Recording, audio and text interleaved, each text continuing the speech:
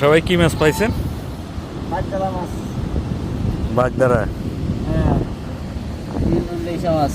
হ্যাঁ, বাগদা চিংড়ি আর লইলা চিংড়ি। হ্যাঁ, শিং মাছ পাইছি। সিরিং মাছও পাইছেন? মাশাআল্লাহ। শিং মাছ পাইছি। হ্যাঁ, কোরাল মাছও আইছি। ভেটকি মাছ। আর কি পাইছেন দেখি? আর কিছু হয় না।